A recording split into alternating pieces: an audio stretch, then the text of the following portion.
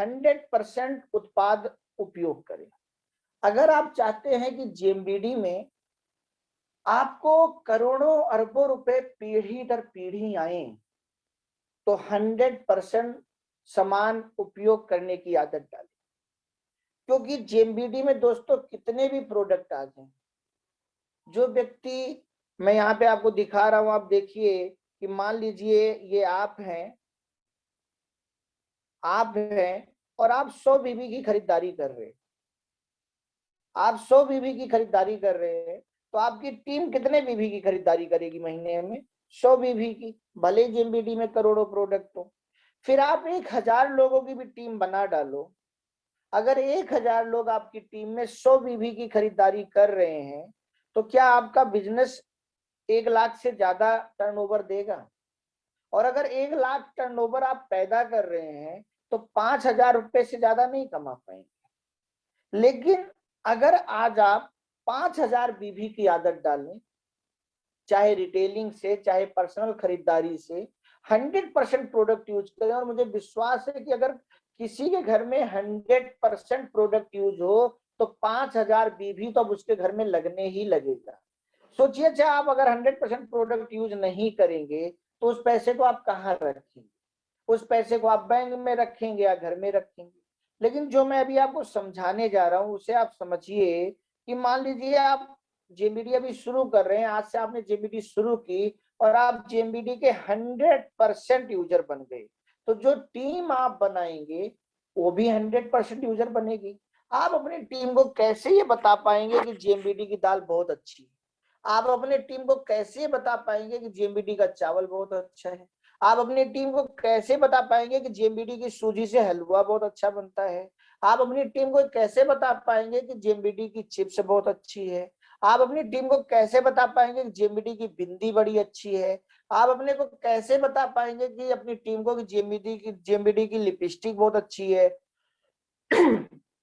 अपनी टीम को आप कैसे बता पाएंगे कि जेएमबीडी का सिंदूर बहुत अच्छा है? जो भी जेएमबीडी में आज 500 प्रोडक्ट हैं, अगर आप उन्हें यूज ही नहीं करेंगे, तो जेएमबीडी को किसी टीम को बता कैसे पाएंगे? आप जेएमबीडी में बचाने के लिए आए हैं या कमाने के लिए? आज रात पहले ये भी डिक्लेयर कर लीजिएगा।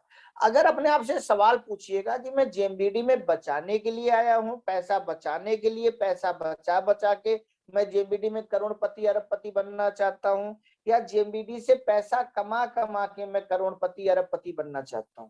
अगर आपका दिल कहता है कि आप बचाने के लिए आए हो, तो फिर आप बचाते रहो। लेकिन एक बात सोच लेना, किसी भी बैंक को आप देखना या इस दुनिया को आप देखो और सोचो, इस दुनिया का, पूरी दुनिया 2 भागों में बटी है, 10% लोग और 90% लोग। 10% लोगों के पास दुनिया का 90% पैसा है और 90% लोगों के पास दुनिया का 10% पैसा है।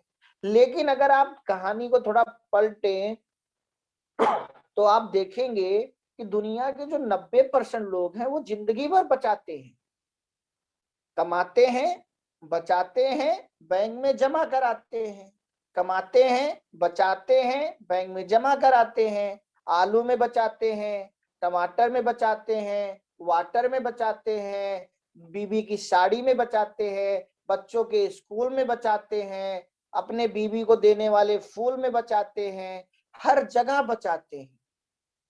और उस बचाने के बाद भी पूरी जिंदगी केवल 10% पैसे के मालिक रह जाते हैं, और जिस पैसे को बैंक में जमा करके आते हैं और बहुत खुश हो जाते हैं कि मेरे कागजों में मेरा रुपया दिख रहा है, मेरा बैंक बैलेंस इतना है। जरा उनसे पूछिए कि भैया तुम्हारा बैंक बैलेंस इतना है, लेकिन तुम्हारा माइंड बैलेंस कितना है? तो जब आप उनसे पूछेंगे तो बोलेंगे माइंड बैलेंस तो सही नहीं है, क्योंकि घर में जिम्मेदारियां बहुत हैं, खर्चे बहुत है, हर जगह बचा रहा हूँ, सारा पैसा बैंक में जमा कर रहा हूँ, फिर भी माइंड बैलेंस सही नहीं है। माइंड बैलेंस सही इसलिए नहीं है क्योंकि आप बैंक बैलेंस कर रहे हैं। जिस दुनिया में जिस व्यक्ति का माइंड बैलेंस सही है, जिसकी लाइफ बैलेंस सही है, वो कभी बैंक बैलेंस नहीं करता। दुनिया का हर व्यापारी, हर अमीर इंसान, सचिन तेंदुलकर ने बहुत पैसा क्रिकेट से कमाया, तो आपको क्या लगता है उन्होंने बैंकों में जमा किया? उन्होंने उससे एक नया व्यापार खड़ा किया। अमिताभ जी ने बहुत सारा पैसा कमाया, तो आपको क्या लगता है पैसा बचा बचा के बैंकों में जमा किया? नहीं। इसी बात को आज समझिए। आप आ तो गए हैं करोड़पति बनने, लेकिन सोच अभी वही है।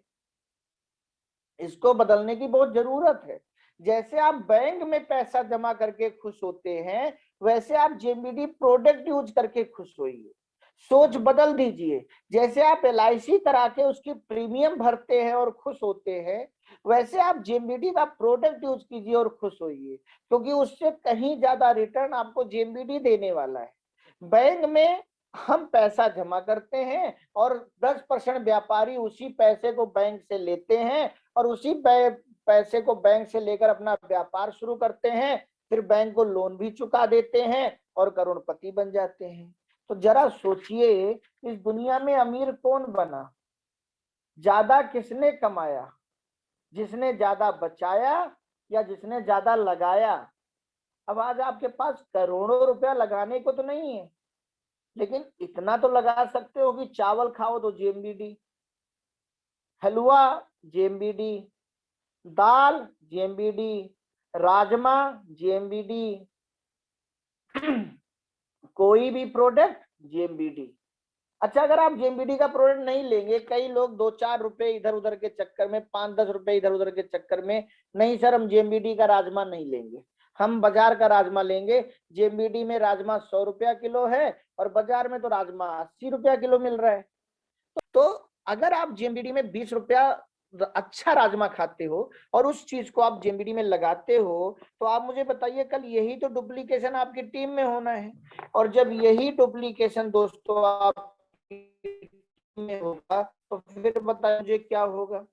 अगर आज आपने जेएमबीडी में 5,000, 2,000, 10,000, मतलब कुछ भी हो, जितना, मैं ये नहीं कह रहा हूं आप 5,000 का ही खाओ, बस मेरा ये कहना है कि जितना बड़ा आपका परिवार है उसमें 100% की आदत डालिए कि जो सामान में लॉन्च हो गया वो सामान हम बाजार से नहीं लेंगे, ये आदत डालिए, ताकि कल यही आदत आपकी टीम में पड़े। और जब ये आदत आपकी टीम में पड़ेगी दोस्तों, तब जाकर आप जेएमबीडी बिजनेस से चंद समय में बहुत अच्छा पैसा कमा पाएंगे।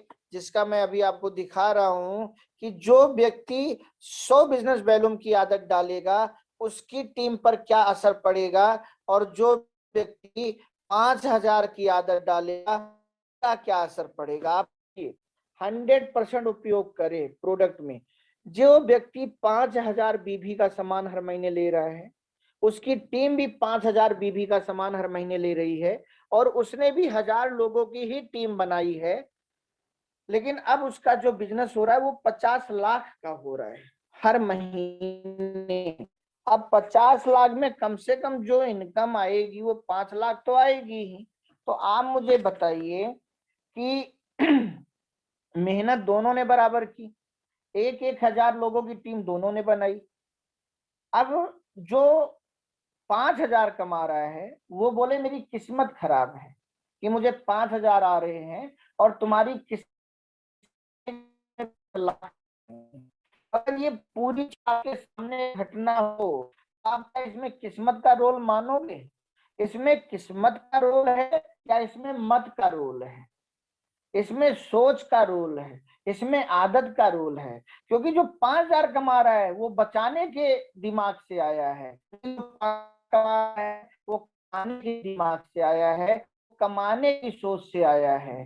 तो दोस्तों जेएमबीडी लगातार प्रोडक्ट बढ़ा रहा है, लेकिन अगर आपके घर में अब एलईडी टीवी आने वाली है और आप जेएमबीडी से कमा के सोचो नहीं जी हम तो बाजार से एलईडी टीवी लेंगे, हम तो बाजार से वॉशिंग मशीन लेंगे, या जेएमबीडी में जो मौजूद हैं आप बाजार से अंडर गारमेंट्स ले रहे हो, तो आप 2, 4, 10, 20 कर लो, लेकिन भविष्य में आप नुकसान कर हो। जैसे नोकिया ने उसमें नो किया और आज कहती है मैंने नो क्यों किया, वैसे शायद जब आप अपने सामने आए किसी व्यक्ति को 50 लाख, 1 करोड़, 10 करोड़ जेएमबीडी से कमाता हुआ देखोगे, तब आप कहोगे काश मैंने भी 100% प्रोडक्ट की आदत डाली होती। लेकिन याद रखना दोस्तों, एक कहानी बहुत अच्छी सुना रहा हूं, इसको समझना। आप जानते भी हैं, जानते सब हैं, लेकिन समझना बहुत महत्वपूर्ण है। हम इंसान का जन्म कहाँ से हुआ? कहते हैं हम इंसानों का जन्म बंदर, हम सबके जो पूर्वज थे वो बंदर थे। लेकिन सोचिए, कभी ना कभी तो ये बदलाव शुरू हुआ। चाहे जब शुरू हुआ हो, 10,000 साल पहले, 10 लाख साल पहले, मतलब कुछ बंदरों ने ये सोचा कि हम बंदर की तरह 4 पैरों पे नहीं चलेंगे, हम बंदर की तरह आगे जीवन नहीं जिएंगे। और कुछ बंदरों ने धीरे धीरे परिवर्तन शुरू किया। एक दिन में तो परिवर्तन नहीं आता, परिवर्तन आने में सैकड़ों, हजारों, लाखों साल लग जाते हैं। लेकिन फिर होता क्या है, इसे आप समझें। कुछ बंदर जो बदलते गए, बदलते गए, बदलते गए, जो बंदर लगातार बदलते गए, उनके आज हम आप वंशज, वो आज हमारे आपके वंशज है, और उनकी हम आप पीढ़ियां हैं। और उन सीढ़ियों पे चढ़ के आज इंसान चांद तक पहुंच गया। लेकिन जो बंदर नहीं बदले, वो बंदर के जो पीढ़ियां हैं, वो आज भी पेड़ के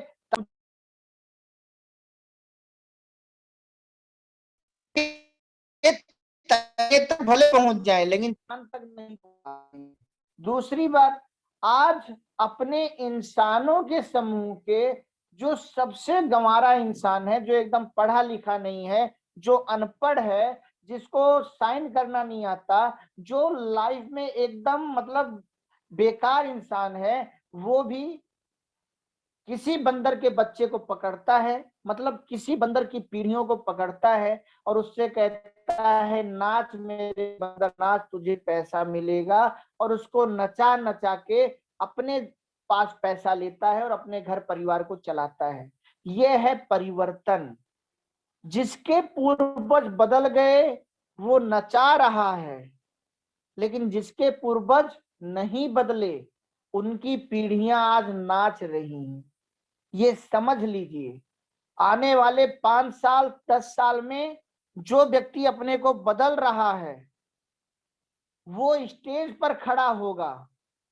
और जो आज अपना बचाने में दिमाग लगाएगा, फील्ड में ज्यादा जाने में दिमाग नहीं लगाएगा, घर में ज्यादा रहेगा, उसकी पीढ़ियां, उसकी पीढ़ियों का ऑटोग्राफ लेते हुए नजर आएंगी, या उसकी कहानी सुनते हुए नजर आएंगी। और फिर बोलेंगी काश हमारे भी पूर्वज उस समय बचाने में नहीं, जेएमबीडी में कमाने में दिमाग लगा देते, उस समय घर में रहने में नहीं, फील्ड में जाने में दिमाग लगा देते, उस समय चुप रहने में नहीं, प्लान दिखाने में दिमाग लगा देते, उस समय पैसा बचाने में नहीं, बल्कि पैसा कमाने में दिमाग लगा देते, तो आज हम नाच नहीं रहे होते और मैं कोई नचा नहीं रहा होता। अभी देखिए, कुछ दिन पहले बजाज जी खत्म हुए, जिनका स्कूटर है, बाइक है बजाज।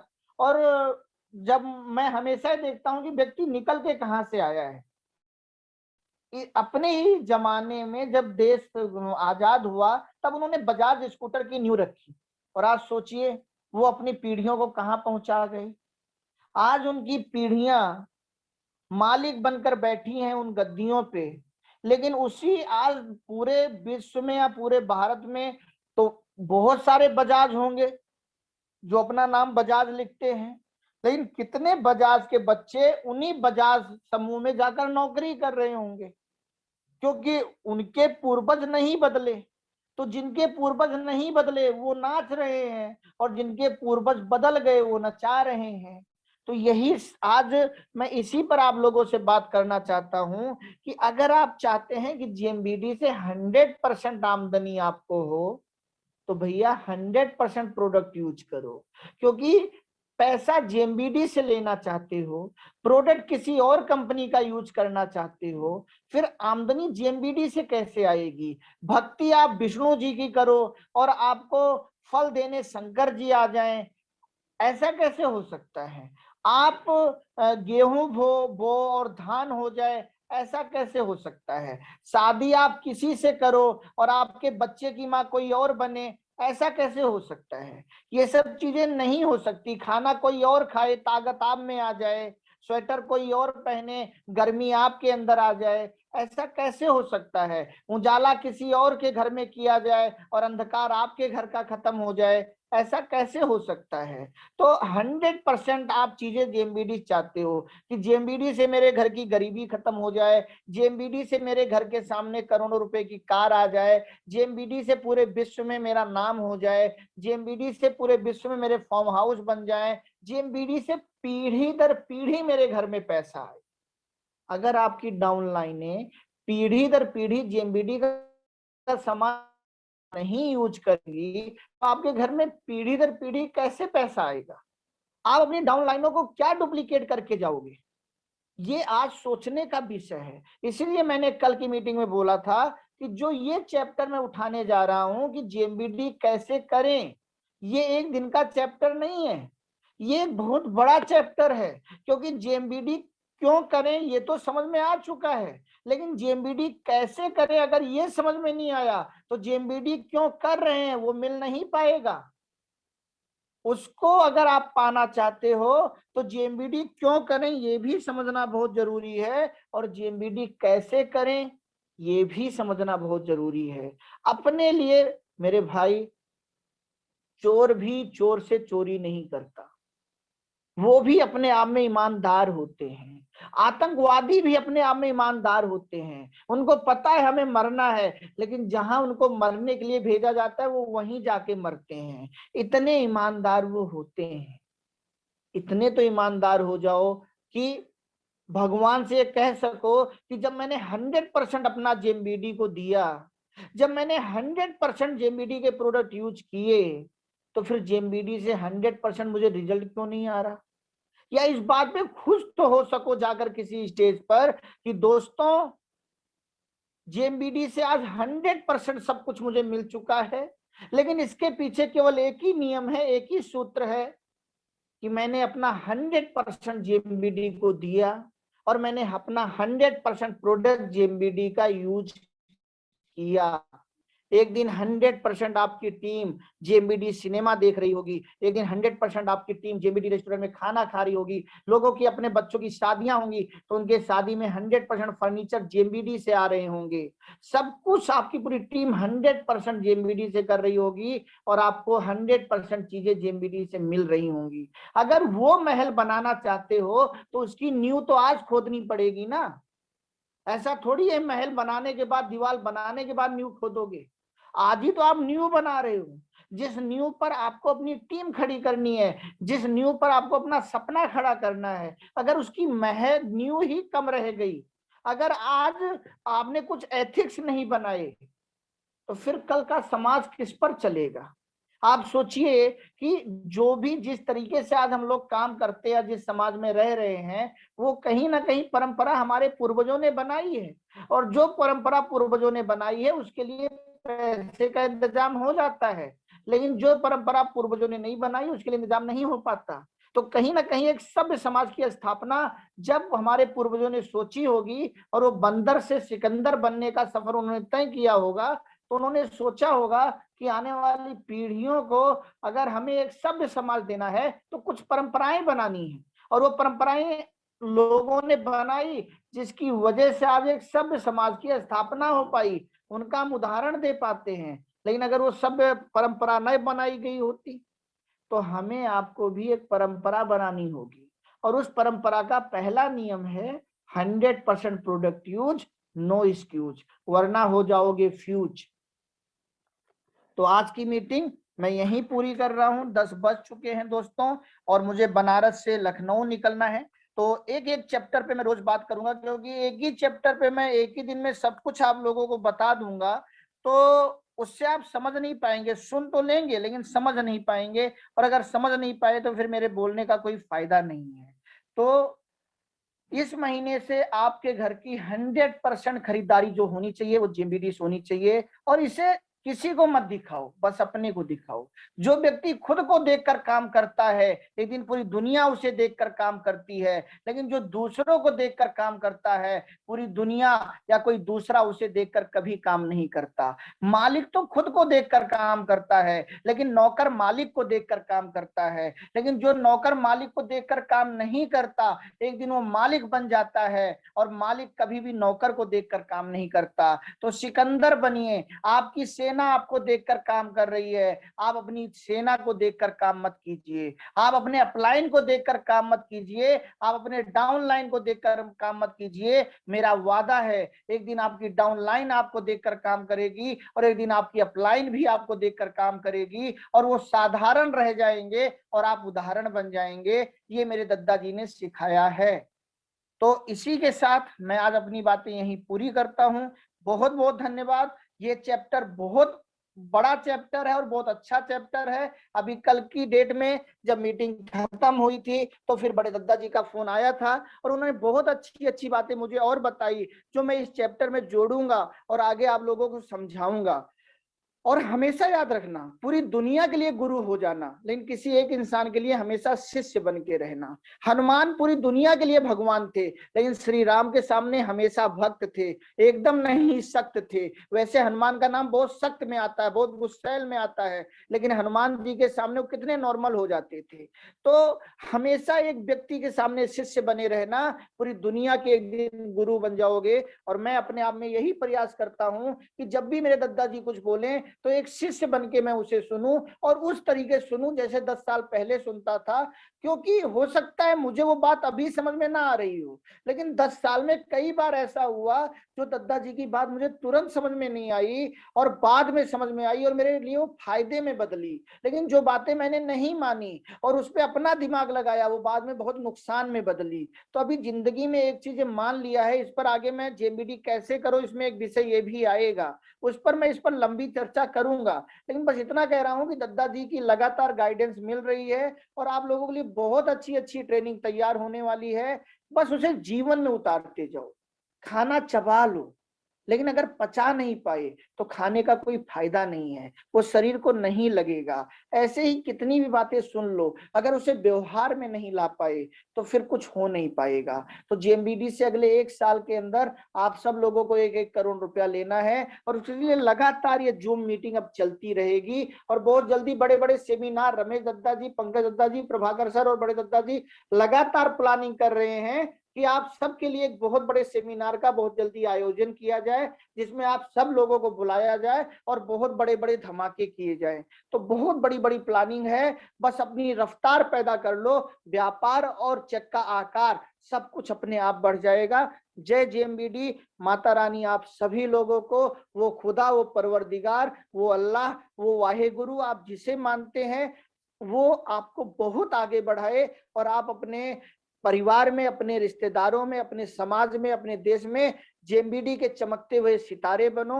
यही मेरी दुआ हर उस व्यक्ति के लिए है जो दिल से जेएमबीडी कर रहा है और जो इस मीटिंग को सुन रहा है। लेकिन बस याद रखें, रोज एक नया विकल्प तैयार कीजिए, रोज एक नया विकल्प, रोज एक नए व्यक्ति को मीटिंग में बिठाइए नए, और रोज एक नए व्यक्ति को पुराने मीटिंग में लाने का।